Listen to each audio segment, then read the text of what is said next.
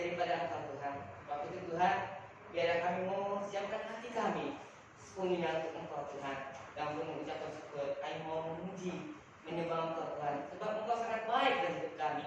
Terima kasih Bapak yang dibuka ibadah kami di sore hari ini. Di dalam nama Bapa, Putra, dan Roh Kudus, dalam nama Tuhan Yesus Kristus, kami mengucap syukur. Haleluya. Amin. Itu saudara. Ya, salam. Salam ya. Ya, saudara, adik, kita angkat pujian yang berkata, segala syukur hanya bagi Tuhan. Ya.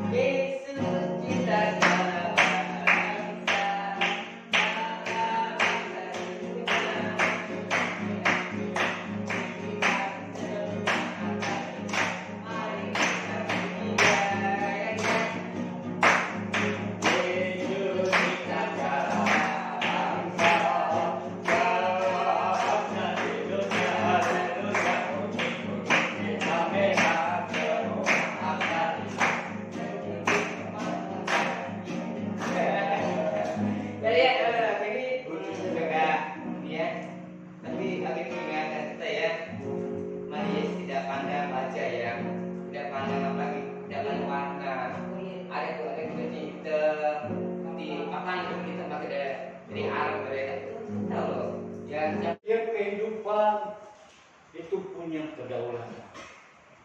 Jadi kita sebagai kepala rumah tangga, kita punya kedaulatan untuk mengatur, membimbing anak-anak kita, keluarga kita, dan tentu saja kedaulatan ini tidak bisa dicampur adukan antara kedaulatan istri, kedaulatan anak dengan orang tua.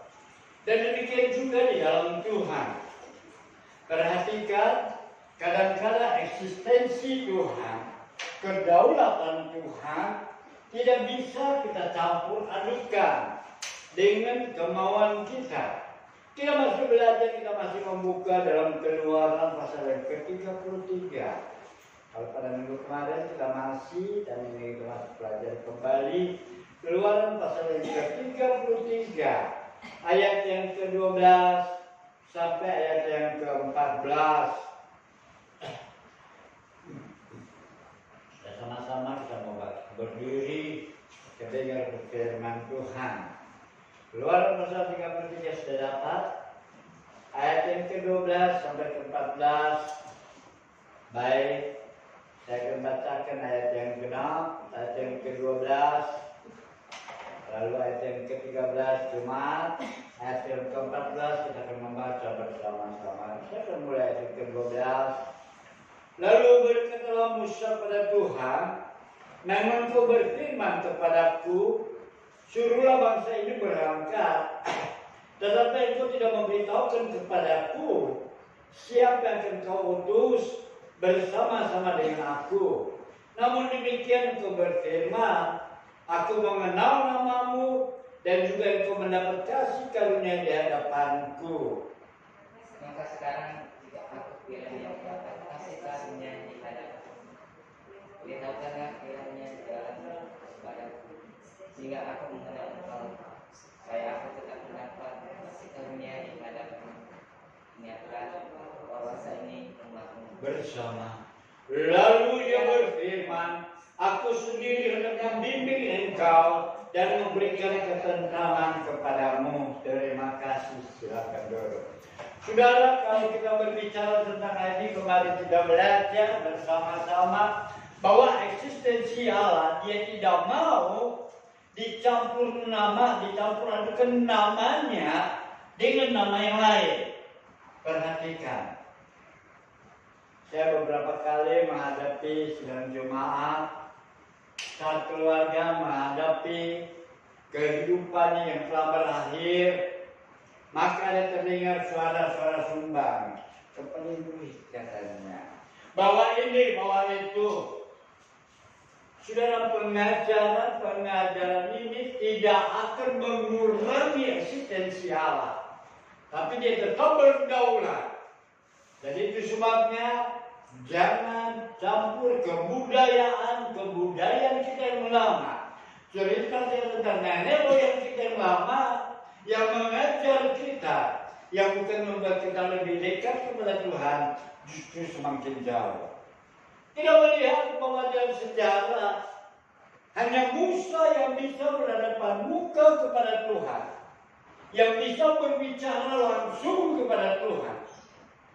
Kalau Abraham hanya sepintas lalu saat dia ingin menolong keluarganya saat ponakannya Lot yang ada di kota Sodom dan Gomora, di mana kota itu sudah dihancur leburkan oleh Allah sehingga menjadi laut mati. Itu kota Sodom dan Gomora, kota kembar.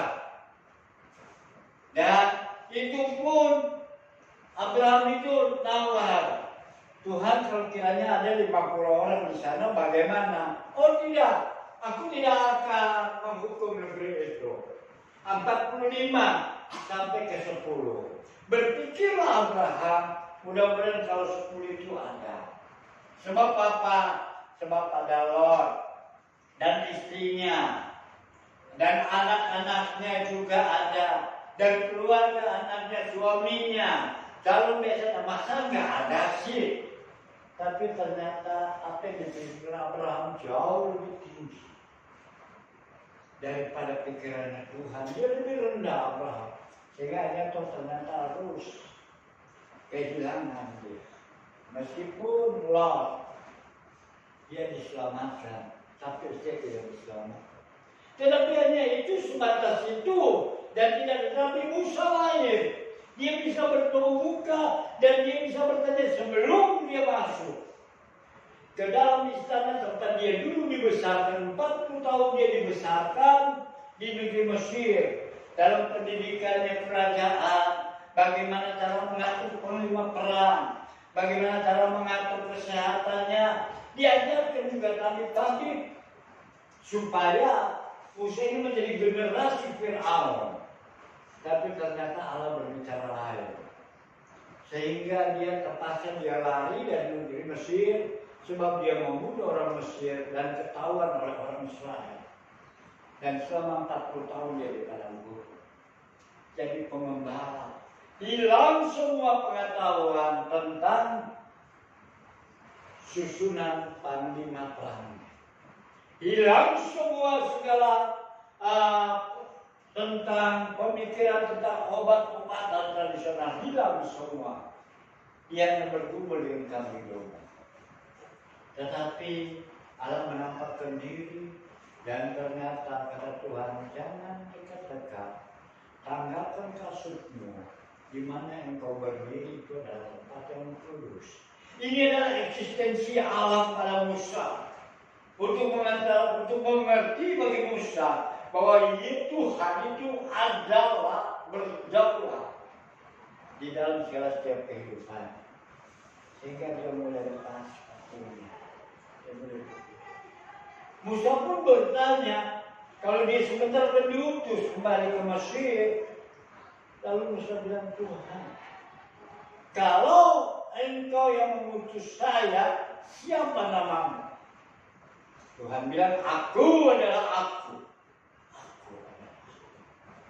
Jadi tidak ada nama yang ada embel-embelnya. Sehingga akhirnya dia pergi dan sampai di sana dia melihat bagaimana kelepasannya umat Israel itu begitu banyak korban-korban yang harus dibayar oleh orang Mesir. Istananya penuh dengan segala kasar, istananya penuh dengan tegal nyamuk, dengan lalat pikat, air menjadi darah. Begitu banyak korban. Tapi yang terakhir kalinya orang bisa keluar dengan ada tanda tangan di jenang pintu, di pusan pintu. Dan hanya Goshen di tempat keluarga Israel tidak ada yang mati, baik anak sulung maupun binatang. Bahkan anjing pun tidak menggonggong. Di mana alam tapi di Mesir terdengar tangisan. Mulai dari anak pejabat, rakyat jelata, hewan-hewan semua habis dibunuh. Yang sulit. Mereka keluar. Dan perjalanan, kalau sampai kita sampai ayat ini, bukan perjalanan sebentar. Sudah lama dia berjalan, sudah berbulan-bulan. Dia sudah menyeberangi laut Teberau. Laut Teberau bukan laut yang bukannya apa namanya? Laut yang abal-abal. Itu laut yang begitu dalam sekitar 1.000 meter. Sebab laut ini yang memutus, yang menyambungkan antara Samudra Hindia dengan Laut Merah, Mediterania.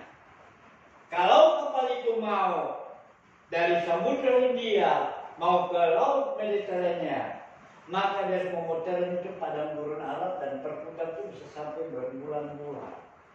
Sehingga akhirnya di abad ke-18 atau 19 saya lupa, maka mereka mulai mencarakan itu yang namanya putusan Suez. Jadi dengan demikian mereka bisa mempersingkat waktu dari Laut Samudra Hindia sampai Laut Mediterania, dia hanya lewat daripada putusan Suez itu. Itu sudah dilewati. Tanpa mereka berenang, tanpa mereka mempergunakan alat angkut, dan yang mereka bawa itu adalah domba. Mereka bawa juga hewan-hewannya, ada juga anak-anak kecil yang mereka bisa berjalan bersama-sama. Dan sebagai bukti, kalau laut itu pernah terkubur kereta tentara Mesir pada abad ke-20. tahun-tahun kemarin, tahun sebelumnya lebih sudah diselidiki dan memang ada kereta kencana itu terbuat daripada emas, dilapisi emas sebagai bukti sejarah bahwa memang benar orang Mesir pernah mengurung dia. Ini sudah lewat. Tetapi kalau dia sudah menerima itu kedua hukum itu yang ditulis sudah dapat. Tapi Musa masih bertanya lagi kepada Tuhan. Dikatakan memang engkau berfirman kepadaku, suruhlah bangsa ini berangkat, tetapi engkau tidak memberitahukan kepadaku siapa yang kau utus bersama-sama dengan aku. Namun demikian engkau berfirman, aku mengenal namamu dan juga engkau mendapat kasih karunia di hadapanku. Maka sekarang jika aku kiranya mendapat kasih karunia di hadapanmu, beritahukanlah kiranya jalanmu kepadaku, sehingga aku mengenal engkau, supaya aku tetap mendapat kasih karunia di hadapanmu. Ingatlah bahwa bangsa ini umatmu. Jadi Musa tegaskan bahwa bangsa yang hamba pimpin ini, yang keluar dari Mesir ini, bukan kepada nama, ini adalah bangsamu Tuhan. Mari tunjukkan siapa yang memimpin saya. Musa masih tetap menuntut, sebab dia tidak tahu jalan untuk ke sana. Sebab meskipun dia sudah sampai di sana, sudah nyebrang dari Yeriko, dia masih sebagai pendatang. Kurang lebih 3.000 tahun. Dia di sana dan ditumbuhkan sebagai warga negara. 1.400 tahun sebelum Yesus lahir dia sudah ada di sana, dan 1.600 setelah kelahiran Yesus baru disahkan. 1960 lebih disahkan oleh PBB sebagai warga negara Israel. Dan sekarang kabar-kabar sudah habis sekali masalahnya tentang Palestina jalur Gaza. Sebenarnya berat terangkan. Karena di Yerusalem juga banyak muslimnya juga yang menjaga itu Bait Allah dan juga menjaga Masjid Al-Aqsa. Itu ada di Yerusalem. Dan anggota-anggota daripada itu banyak juga dari Muslim, tapi mereka saling bekerja sama. Tapi kalau jalur Gaza sebenarnya mereka ingin memberontak, ingin bebas, sehingga ada pihak ketiga yang membuat suasana kacau. Mereka ingin bebas, tidak mau ada. Sebenarnya itu memang masih jajahan daripada Israel, karena listrik dia disuplai dari Yerusalem. Air pun disuplai dari Yerusalem. Kenapa dia tidak suplai? Sebab dibom, sehingga rusak semua penyuplaian untuk kesana. Beda dengan di Taiwan. Di Taiwan, memang Belanda dia sewa dengan jumlah, sehingga akhirnya dikembalikan dengan baik-baik. Inilah negaramu. Misalnya tidak, karena dia ketiga. Dan kembali lagi kita bagaimana Tuhan berfirman bahwa apapun yang kau lakukan kamu tetap harus mengikuti aku. Ayat yang ke-14 di sini dikatakan, lalu dia berfirman, aku sendiri hendak membimbing engkau dan memberikan ketentraman kepadamu. Inilah yang perlu kita ketahui, eksistensi Allah menolong dan menyelamatkan manusia. Dia membimbing dan aku sendiri. Nggak perlu pakai malaikat, nggak perlu pakai atas nama si A, nggak perlu pakai atas nama si B yang mereka juga ada batas umurnya. Tapi Tuhan berkata, aku sendiri yang akan membimbing dan engkau hidup dalam ketentraman. Ini jaminan daripada Allah. Dan sebab itu bagaimana kita bisa tahu bahwa dalam eksistensinya Allah. Dan kita melihat dalam Yohanes pasal yang pertama 1 dan 4. Dengan jelas dikatakan saya bacakan Yohanes pasal yang ke-1 yang pertama ayat 1 sampai 4. Pada mulanya adalah firman. Firman itu bersama-sama dengan Allah, dan firman itu adalah Allah. Yang pada mulanya bersama-sama dengan Allah. Segala sesuatu dijadikan oleh Dia, dan tanpa Dia tidak ada sesuatu pun yang telah jadi dari segala yang telah dijadikan. Dalam Dia ada hidup, dan hidup itu adalah terang manusia. Jadi segala sesuatu yang kita lihat, segala sesuatu yang kita nikmati di muka bumi, segala sesuatu yang dapat kita jalani, itu semua diciptakan melalui dan bersama dengan Yesus. Itu sebabnya nama Tuhan berkata, aku sudah ada sebelum Abraham ada, dan aku sudah ada sebelum dunia dijadikan. Sebagai bukti, waktu Allah yang menciptakan manusia, dia bilang, marilah kita membuat manusia seperti kita. Lalu kenapa seperti dia? Sebab memang dia adalah Tritunggal, tiga menjadi satu, dan mereka hidup dalam satu keilahian. Jadi bukan hal yang kita sebagai tiga. Tetapi tiga dalam satu sama seperti kehidupan saudara dan saya. Kita ada tiga di dalam satu. Roh, tubuh, dan jiwa. Tubuh akan hancur bersama dengan debu. Jiwa akan menjadi kering, tapi roh kembali pada Bapa. Apa yang dapat kita pertanggungjawabkan di dalam segala setiap kehidupan kita. Sebab itu dengan eksistensinya Allah, kalau kita boleh ada sampai saat ini, kita boleh melewati hari-hari yang begitu menakutkan. Kita boleh melewati hari-hari yang begitu kelam. Kita boleh melewati masa-masa COVID. Sehingga banyak sudah yang hilang, kita kehilangan mereka. Dan kalau di dalam saat ini kita masih ada, ini adalah eksistensial dalam kehidupan saudara dan saya. Dia jaga dalam setiap kehidupan kita. Dia jaga dalam dia memberikan kita ketentraman. Dia akan menjadi gentar dan takut. Dan saat tidak menjadi gentar dan takut, maka dia juga punya rencana yang besar. Sekali peristiwa yang kemarin kita melihat bagaimana Petrus dia tebas bahwa dia iris itu telinga daripada hamba yang membesar bernama Malkus. Kata Tuhan, sambungkan padamu. Sehingga kata Tuhan kepada Petrus, apa kau sangka aku tidak bisa memanggil ke-12 pasukan? Semua ada di bawah kendali Yesus. Semua ada, dan kalau dia mau, dia bisa panggil ke-12 pasukan itu untuk meluputkannya. Tapi kalau itu jajarannya, kalau itu dia kerjakan, berarti tamat sudah kita. Tidak ada jalan keluar untuk menerima keselamatan.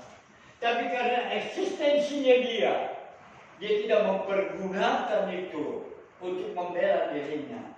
Sampai dia tahu, waktu sebelum dia diserahkan, sebelum dia ditangkap, dia menangis, bahkan juga keringatnya seperti titik-titik darah. Tetapi yang terakhir dia berkata, ya Bapa, kehendakmu saja jadi. Dan dia tahu sebentar dia akan menghadapi apa yang dia hadapi. Dengan duri yang diberikan oleh Raja Herodes, anak duri yang mengandung racun, penuh dengan segala darah, dia kembali pada Pilatus. Kalau kita di sini sebagai pencuri, korupsi, digandeng, dijaga. Oh tidak di sana, di sana. Waktu ada Pilatus, waktu Pilatus dia tidak bisa lagi menahan daripada gejolak masyarakat, dia ambil batu dan cuci tangan. Artinya, dia bisa memberitahu kepada Kaisar Romawi bahwa dia tidak terlibat dalam hal ini, sebab ini adalah pengadilan massa, sehingga dia tidak dituntut. Dan waktu sudah dibebaskan, diseretnya dia. Apa yang terjadi? Sudah penuh dengan darah. Semalaman sudah nggak berdaya, sudah nggak tidur, tersungkur ya. Duri ini menembus kena daripada lantai bertambah perling. Mengaku ratus demikian rupa, masih dia cara. Sebab dia punya eksistensi untuk menyelamatkan saudara dan saya. Sebab itu kenapa dia begitu punya eksistensi dalam kehidupannya. Sebab dia tahu manusia tidak bisa menyelamatkan dirinya sendiri. Ada banyak orang, ada banyak pribadi ingin membenarkan dirinya, ingin membawa dirinya kepada Tuhan. para nabi-nabi dihinanya, para nabi-nabi dioloknya, bahkan juga dibunuhnya. Bahkan sebelum Yesus datang ke muka bumi, 600 tahun sebelum Yesus lahir ke muka bumi, ada zaman Yesaya pada saat itu. Dan kita di sini tahu pemimpin agama dia berkata, dan dia bilang, lihat di depan ada jalan yang menuju pada jalan kehidupan. Dia adalah orang yang berkata, yang diikuti oleh banyak orang. Sebenarnya dia tidak mengatakan tentang dirinya sendiri, tetapi dia di depannya bahwa setelah dia 600 tahun kemudian lahirlah Yesus yang mengatakan, aku adalah. Dan itulah pemimpin. Mereka menganggap yang berkata ini adalah orang suci. Sebenarnya dia hanya bilang ke depan, dia di depanku ada jalan yang menuju pada jalan kehidupan. Saudara, eksistensinya Allah untuk menolong saudara dan saya itu bukan apa-apa. Eksistensinya Allah untuk menolong saudara dan saya, dia pernah diperjuangkan dengan kehidupan sampai saat dia mati di kayu salib. Bapak pun juga sanggup melihat matahari tertutup merapat sehingga mereka lihat ke belakang dan Bapak tidak sanggup melihat bahwa anak yang tergantung di kayu salib bukan karena salahnya Yesus, bukan karena ulahnya dia memberontak mengharap, tapi untuk keselamatan saudara dan saya. Sehingga Yesaya berkata, kita untuk lihat aja begitu ngeri.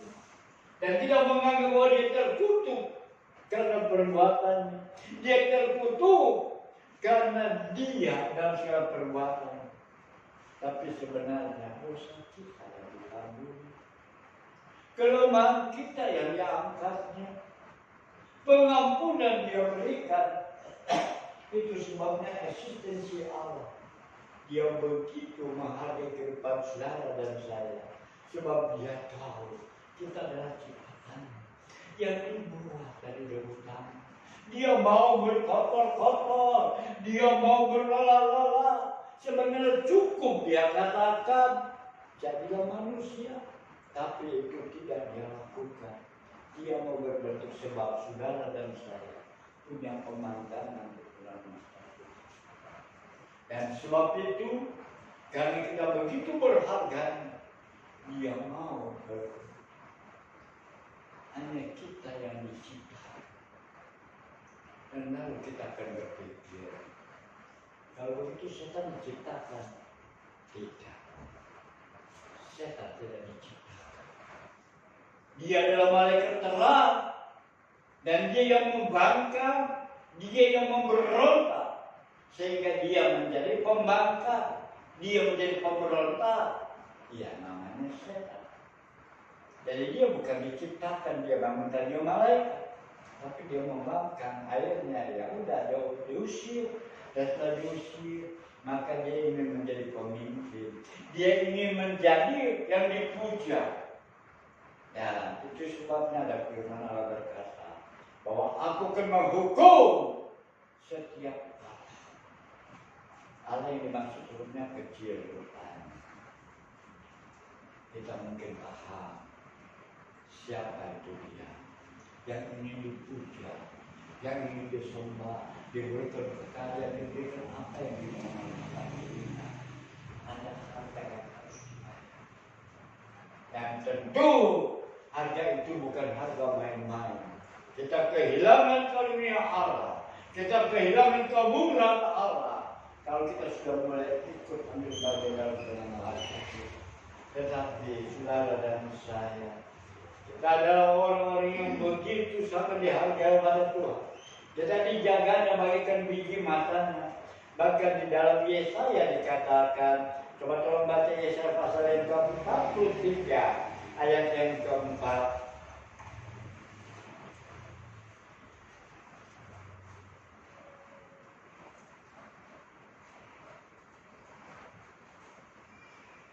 Sudah dapat saudara membacakan.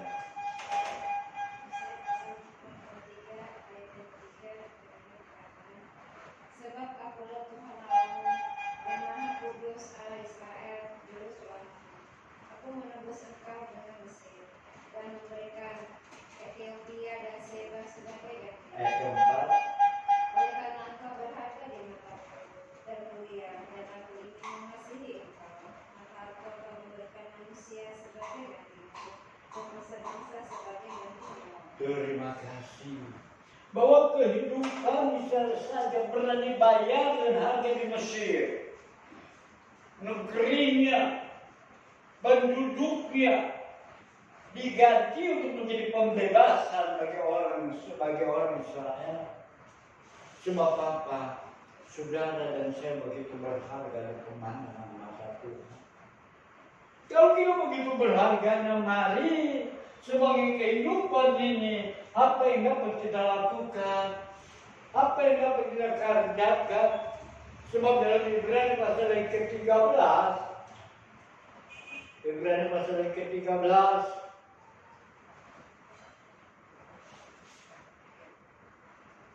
ayat yang ke-15, maka di situ berkata, sebab itu marilah kita oleh Dia senantiasa mempersembahkan korban syukur kepada Allah, yaitu ucapan bibir yang memuliakan nama-Nya. Jadi dengan ucapan syukur kita memuliakan Dia. Tuhan juga minta eksistensi saudara dan saya dalam kehidupan. Kalau Allah punya eksistensi, punya kedaulatan dalam kehidupannya, maka Tuhan juga menginginkan kita juga punya kedaulatan. Kita punya eksis kepada Allah, sehingga tidak ada orang lagi yang berani campur adukan kedaulatannya kita. Saudara, kalau kita berbicara tentang kedaulatan, kalau kita berbicara tentang eksistensi, saya beracungkan jempol, barangkali juga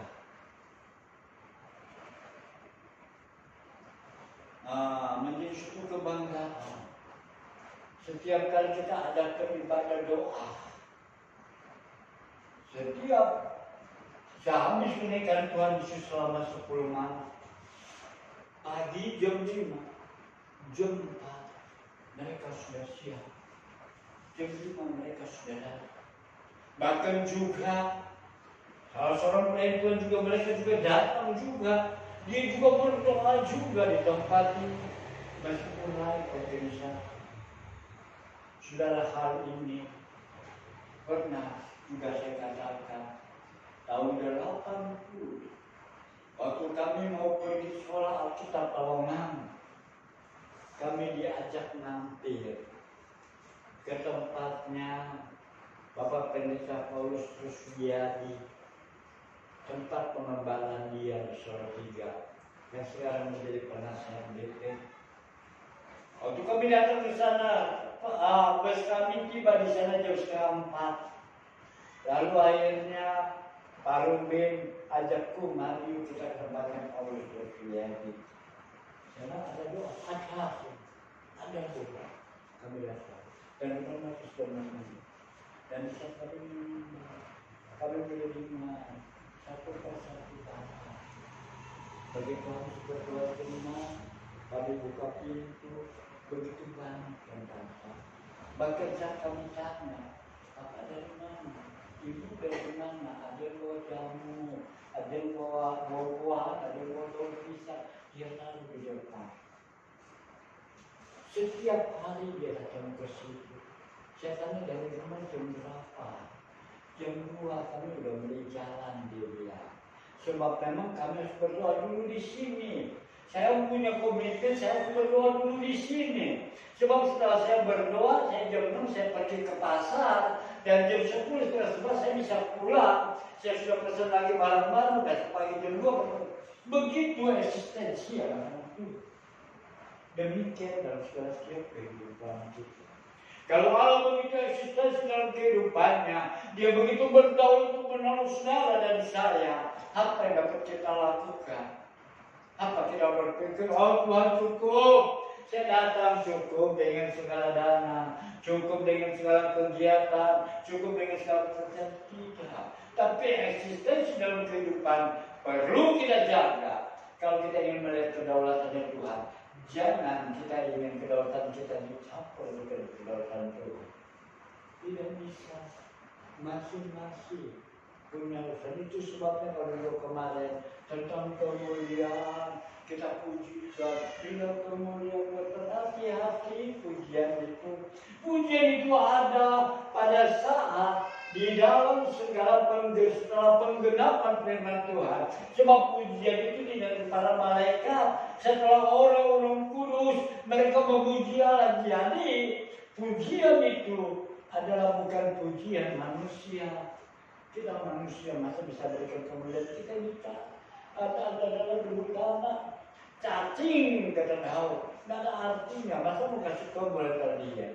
Jadi kita harus eksistensi dalam pemilihan kita kepada Tuhan. Kita harus sungguh-sungguh. Sebagaimana dalam Mazmur pasal yang ke-23 ke-6 kita melihat bahwa dia selalu mengajak seluruh kehidupannya dan juga mengajak di dalam jiwanya untuk selalu menyembah kepada Tuhan dalam jemaah yang besar. Bahkan sehingga di dalam Mazmur Gembala Mazmur 23 ayat ke-6, maka itu adalah suatu komitmen dalam kehidupannya daripada Daud yang juga dapat kita lakukan sedemikian rupa. Mazmur pasal ke-23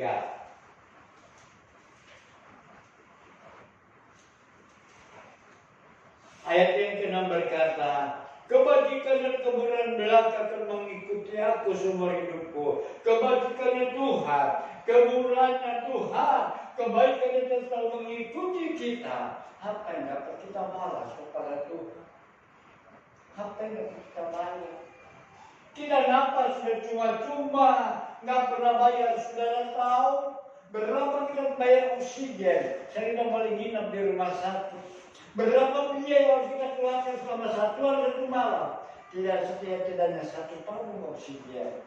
Seharga setengah juta lebih itu pun pada tahun-tahun sekitar tahun 2000-an entah sekarang. Untuk napas sehari semalam saja sudah hampir setengah juta. Kita masih bebas hidup dengan oksigen tanpa kita bayar. Apa yang dapat kita lakukan?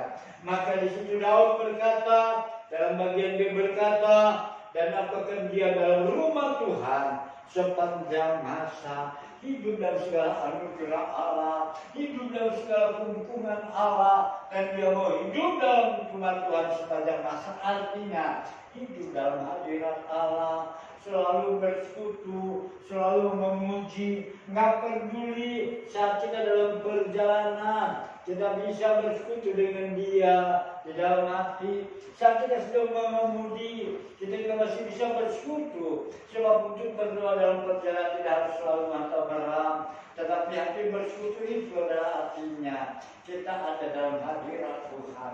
Suatu biar dalam setiap kehidupan kita perlu itu yang namanya kita punya eksistensi kepada Allah. Kita mau hidup di dalam Tuhan, bahwa hanya kemurahan belaka yang memperkedepan kita, sehingga kita boleh hidup dalam rumah Tuhan. Cuma betul biar pada jam satunya kita boleh masuk renungan seperti ini, kita boleh ingat-ingat berapa lama Tuhan telah menolong kita, berapa lama Dia telah membimbing kita, dan biar kita punya eksistensi untuk tetap ada di dalam Tuhan, untuk tetap ada dalam naungan Tuhan, untuk tetap ada bersekutu dengan Dia.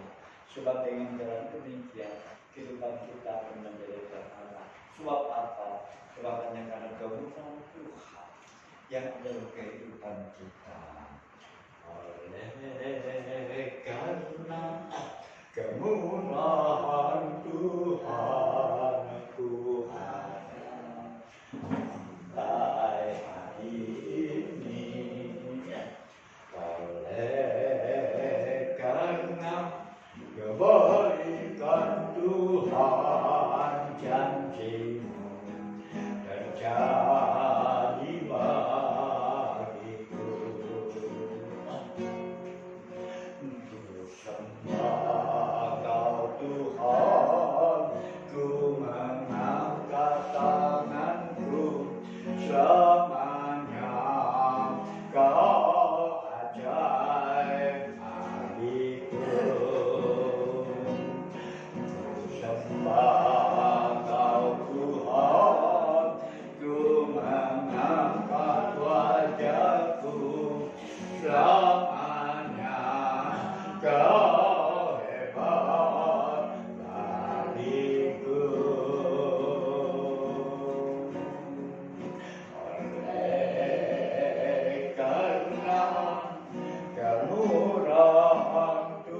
Amin.